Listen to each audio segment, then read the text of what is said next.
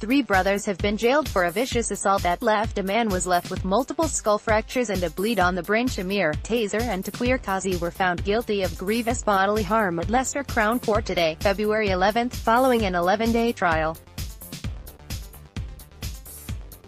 The court heard how the attack on Berners Street in Leicester was the result of a petty dispute months before. The 22-year-old victim was not actually the intended target of the attack by 21-year-old Shamir, 24-year-old Taseer and 27-year-old Taqueer. The intended victim had left the area before the incident. The brothers, all of St. Peter's Road, Leicester, inflicted multiple fractures to the victim's skull, fractures to his eye and cheek, leaving him with a bleed on the brain.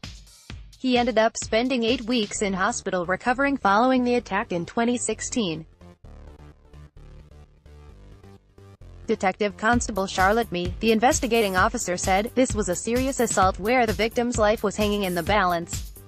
What was a minor dispute led to the vicious assault. The defendants came armed with baseball bats and intended to cause some harm.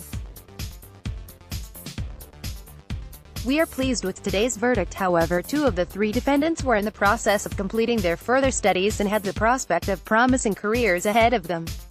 They now have a criminal conviction and face a considerable time behind bars."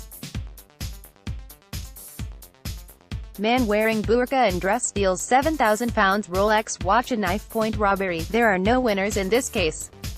The victim has had to relive the events of that evening in the courtroom, and no doubt the memories still haunt him.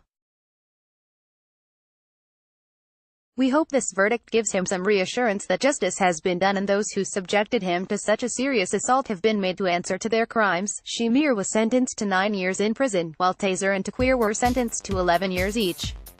They will spend more than 30 years behind bars between them.